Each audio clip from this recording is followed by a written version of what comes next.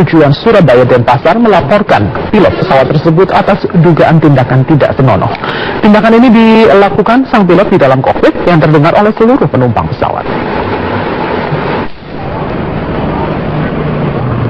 Seorang penumpang pesawat Lion Air tujuan Surabaya Denpasar, Lambertus, melaporkan perangai pilot Lion Air JT990 atas tindakan tidak senonoh yang dilakukan oleh pilot maskapai tersebut. Sang pilot dikabarkan menawarkan pramugarinya yang berstatus janda kepada para penumpang sebagai kompensasi atas keterlambatan pesawat, dan hal itu disampaikan lewat mikrofon. Tiba-tiba saya masuk, terdengar suara gitu.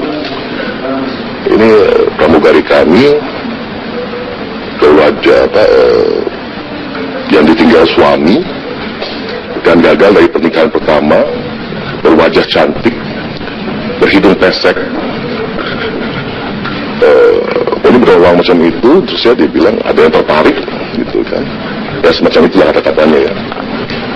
Waktu saya mau duduk itu saya bingung, ini ada apa? Ini kayak dagelan apa di sini? Apakah ini seperti berbalas pantun? Bukan. Karena berulang-ulang dan semua penumpang juga bingung, saling berpandangan gitu ya. Tidak hanya itu, saat pesawat lepas landas, dari pengeras suara juga terdengar suara desahan yang diduga berasal dari ruang kokpit. Lambertus kemudian melaporkan kejadian pada 14 November tersebut ke situs Ditjen Perhubungan Udara Kemenhub melalui kolom pengaduan bandara.web.id karena tindakan sang pilot dianggap membahayakan penumpang. Take off. Nah tiba-tiba terdengar suara tuh seperti sini dong, manggil-manggil gitu lewat mikrofon cabin. Kesini dong, sini dong. Terus ada suara yang nggak jelas gitu, yang bisik-bisik gitu. Jadi kita bingung, saya tahu memang karena kondisi kabin agak gelap, tapi kita bisa lihat semua orang tuh bingung gitu dengan kepala yang tanya gitu ya. Sudah saya pun tambah ketakutan, ini ada apa ini? Setahu saya dalam penerbangan itu adalah saat yang krusial sekali untuk take off dan landing ya. Hingga saat ini pihak Lion Air belum memberikan tanggapan atas beredarnya aduan penumpang terhadap pilot Lion Air tersebut. Tim Liputan Metro TV.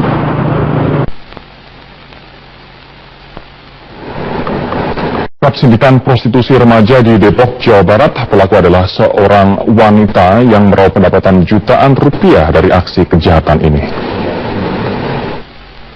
Sepak terjang DA sang mucikari berakhir setelah Satuan Reserse Kriminal Polres Depok membekuknya.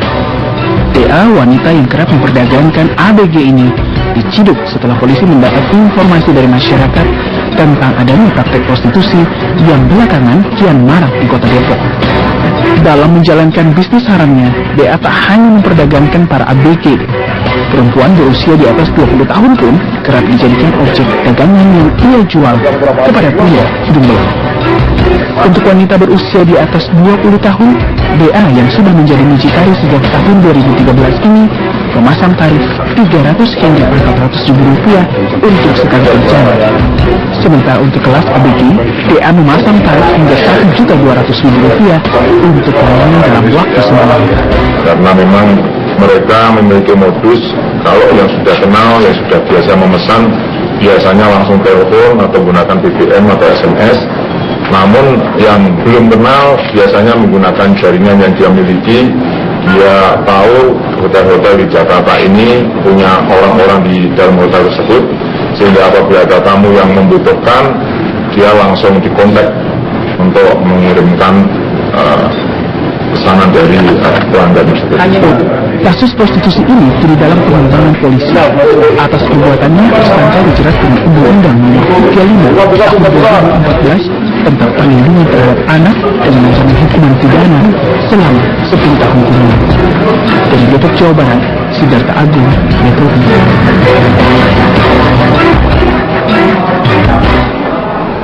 Surabaya, Jawa Timur, polisi membongkar praktek perdagangan manusia dengan korban siswi SMA. Ironisnya yang tersangka adalah mucikari. Tersangka yang merupakan mucikari juga adalah teman korban.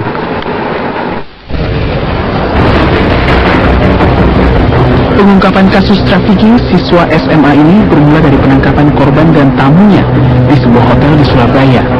Kepada polisi, korban mengaku jika perbuatan cabul tersebut dilakukan atas permintaan tersangka Ica.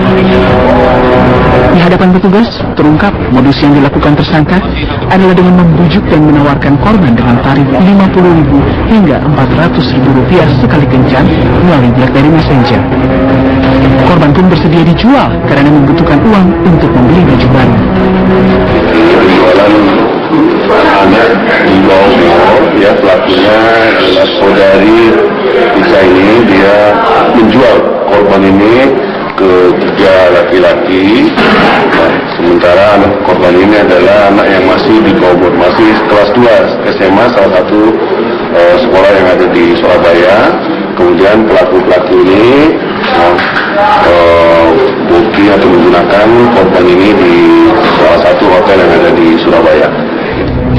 Namun tidak seperti yang diharapkan, korban justru tidak pernah diberi uang oleh tersangka Ica sejak dirinya menerima order kencan dengan pria dewasa sebanyak 4 kali.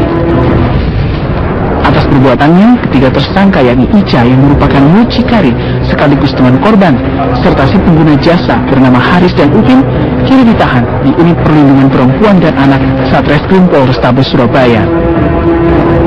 Akibat perbuatannya, ketiga tersangka dijerat dengan Undang-Undang Perlindungan Anak dengan ancaman maksimal 15 tahun penjara. Dari Surabaya, Rudi Pardosi, Metro TV.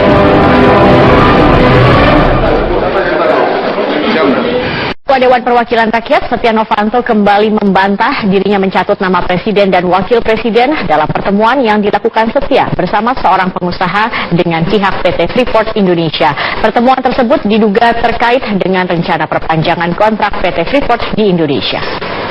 Dugaan perbuatan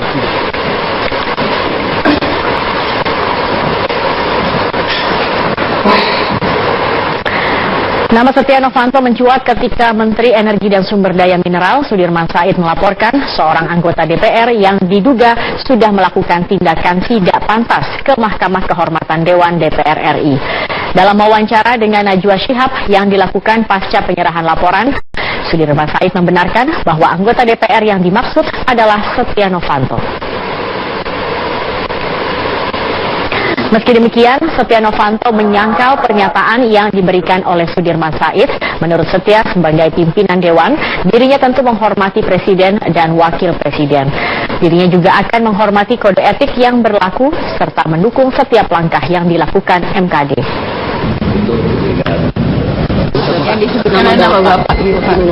Ya, yang pertama tentu saya melihat di media bahwa saya membawa atau mencatut nama Presiden, tapi yang jelas bahwa Presiden dan Wakil Presiden adalah simbol negara yang harus kita hormati, yang juga harus kita lindungi.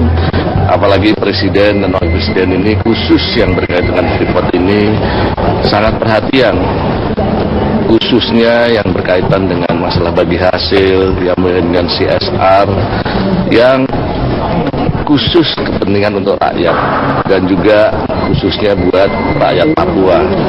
Jadi menurut pendapat saya, kita juga tidak akan membawa nama-nama yang bersangkutan dan beliau-beliau, karena tentu saya harus berhati-hati dan harus menyampaikan secara jelas apa yang telah disampaikan kepada Presiden, kepada saya. Kasus isu pencatutan nama Presiden dan Wakil Presiden, Sekretaris Kabinet Pramono Anung menyampaikan bahwa Presiden tidak pernah berbicara kepada siapapun terkait perpanjangan kontrak Freeport. Hal ini ditekankan Presiden dalam rapat kabinet yang dilakukan pada hari ini. Dengan isu yang berkembang, rumor yang berkembang, wacana yang berkembang, Presiden menegaskan sekali lagi menghormati MKD dan menyerahkan sepenuhnya persoalan ini kepada MKD. Presiden tidak pernah berbicara kepada siapapun di luar 4 konteks tadi. Sekali lagi kami tegaskan, Presiden sama sekali tidak pernah berbicara kepada siapapun di luar pemerintahan yang terkait 4 hal tadi. Sehingga kalau kemudian ada siapapun yang mengatasnamakan Presiden atau juga Wakil Presiden, maka Presiden menyampaikan bahwa dengan tegas itu tidak benar. Sehingga Presiden hanya akan berbicara dalam persoalan konteks Freeport itu terhadap 4 hal tadi, yaitu sekali lagi royalti, divestasi, smelter, dan pembangunan Papua. Maka kalau kemudian sekarang ini berkembang bahwa hal yang berkaitan dengan saham dan sebagainya, Presiden menegaskan beliau tidak pernah berbicara kepada siapapun.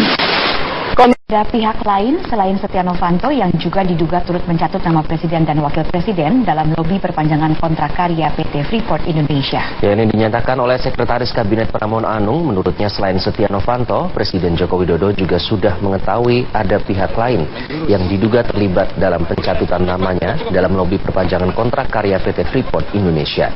Pramono Anung menilai terbongkarnya oknum yang diduga mencatut nama Presiden adalah sebagai peringatan kepada pihak-pihak tertentu untuk tidak memanfaatkan situasi yang ada di tengah keterbukaan informasi.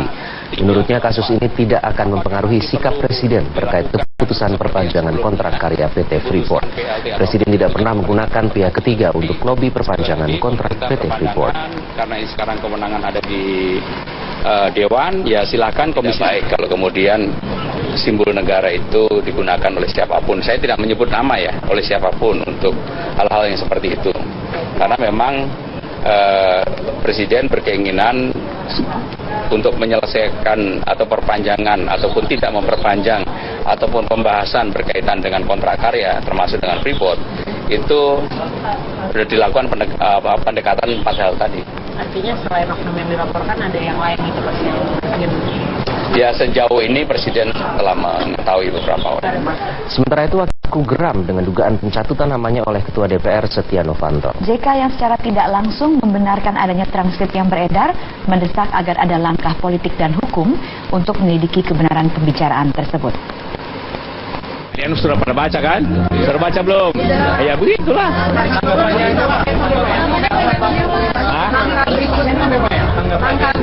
Ya langkah berikutnya biar DPR, ya kemudian langkah hukum.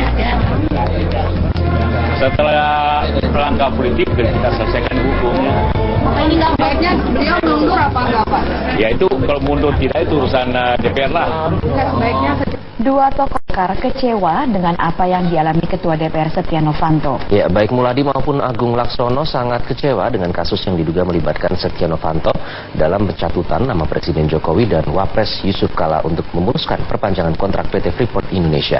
Menurut keduanya, jika laporan Sudirman Said benar, maka bisa menjadi badai bagi Partai Golkar khususnya dan DPR pada umumnya. Dari segi hukum, saya kira kemungkinan masih bisa terjadi bahwa itu masih agak jauh dari tindak pidana korupsi dan sebagainya. Tapi dari segi etika ketatanegaraan itu sesuatu yang sangat berat. Jadi mudah-mudahan Novanto bisa memberikan alasan yang masuk akal. Dan itu betul-betul kami prihatin, rakyat Indonesia prihatin. Termasuk teman-teman di DPR tadi saya dengar sangat prihatin. Dan paling baik ya serahkan pada MKD lebih dulu, nanti ada unsur hukumnya baru serahkan pada penegak hukum. Terbukti, buktinya objektif, buktinya adalah secara hukum yang bertanggungjawabkan, tentu sangat disayangkan. Saya berpikir seperti itu, karena ini akan menghancurkan kredibilitas bukan hanya Partai Golkar, tapi juga DPR. Pemirsa, kasus ini tengah diproses oleh Mahkamah Kehormatan Dewan DPR. Selain penyelidikan di Mahkamah Kehormatan Dewan, sejumlah pihak mendorong pengusutan kasus ini ke ranah hukum.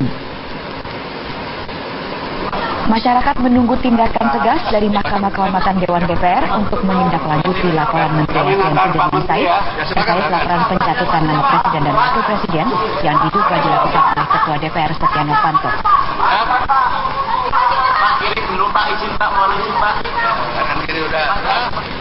Setia diduga melanggar pasal 2 ayat 1, pasal 3 ayat 5 soal meminta atau menerima pemberian, pasal 4 ayat 2 soal anggota DPR dilarang berhubungan dengan mitra kerja yang memiliki potensi KKN, dan pasal 6 ayat 4 soal penggunaan jabatan untuk mencari kemudahan atau keuntungan pribadi. Jika terbukti melakukan pelanggaran, Setia Novanto terancam dijatuhi sanksi oleh Mahkamah Kehormatan Dewan.